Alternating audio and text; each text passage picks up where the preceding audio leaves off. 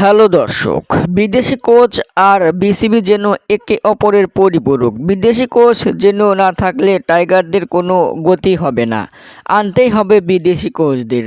দর্শক, বিদেশি কোচরাই টাইগারদের বিশ্বকাপে ব্যর্থতার পেছনে দায়ী। তারা কি এমন শিক্ষা দেন যে দিন দিন আরও আলোর পথ থেকে অন্ধকারে চলে যাচ্ছে টাইগাররা?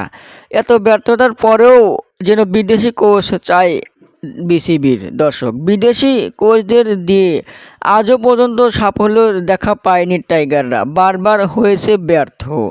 এর সমাধান আজও খুঁজে পায়নি বিসিবি। দর্শক, শুধু বাংলাদেশের বিদেশি কোচ দরকার হয় বেশি। তাছাড়া অন্যান্য দেশের কোচরা বেশিরভাগই নিজ দেশেরই। পাকিস্তানের মুশতাক আহমেদ হাত ধরেই তারা পেয়েছে সাফল্য। ইন্ডিয়ার রাহুল দ্রাবিড় প্রায় দেড় যুগ পর তাদেরকে এনে দিয়েছেন বিশ্বকাপ ট্রফি। নিউজিল্যান্ড ও ইংল্যান্ডেরও তাদের স্বদেশের কোচদের দিয়েই পেয়েছেন সাফল্য। বাংলাদেশের দেশি কোচরা কেন বারবার হয় অবহেলিত? তাদের দোষটা কী?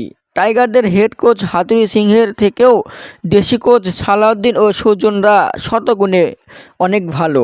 দর্শক, বিসিবির উচিত বিদেশি কোচদের হটিয়ে দেশি কোচদের মূল্যায়ন করা।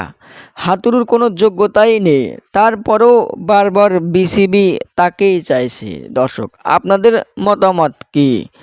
কাদেরকে কোচের দায়িত্ব দিলে টাইগাররা আবারও পারফর্ম করবে আগের মতোই? কমেন্টের মাধ্যমে জানিয়ে দিন। ধন্যবাদ।